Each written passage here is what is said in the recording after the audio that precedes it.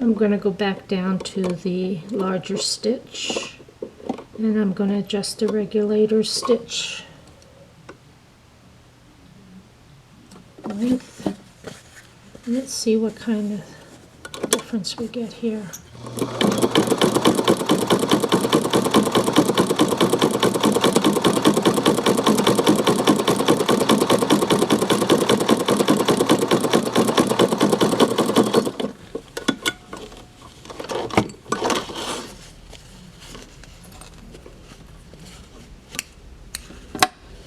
Looking at the stitch on the bottom, that was set at 7 stitches per an inch, and this one here is set at 10, and that is the widest width.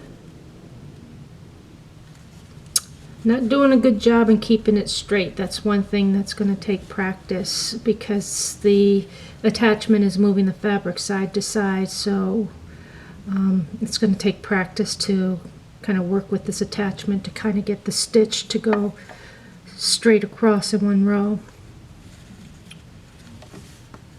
Okay, this will also make a straight stitch. If you flip the latch down, it'll also just make a straight stitch.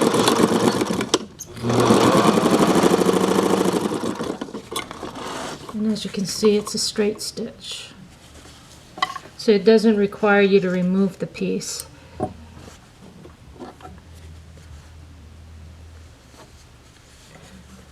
Now on the unit,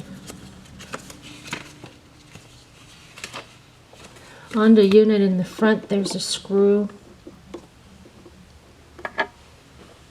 There's a screw that allows you to adjust the different widths of the stitch, along with regulating the stitch regulator.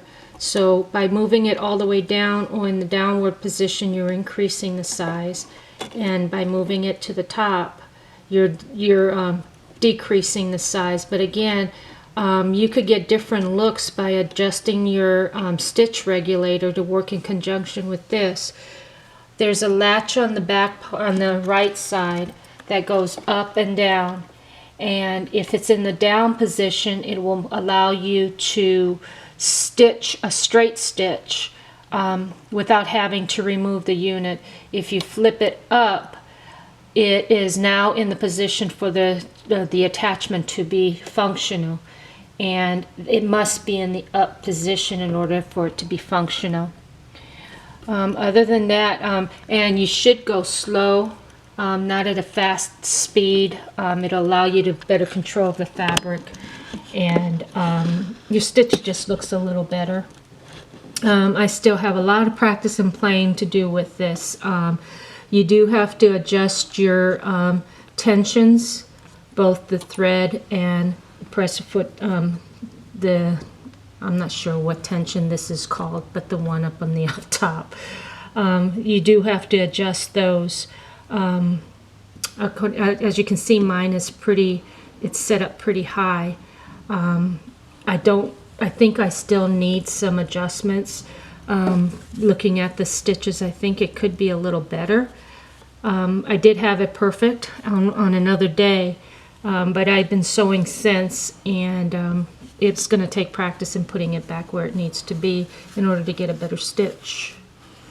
Other than that, I need practice. Anyway, the most complicated and difficult part was setting the tensions and getting this attachment on. It's kind of tricky. You do have to remove the needle. You do have to remove the, or you do want to try to remove the needle clamp because sometimes it gets in the way. But once you got the unit piece on, you'll attach your clamp and your needle to it, but not beforehand. Otherwise, you'll have trouble getting the attachment around that needle and that clamp. That's it.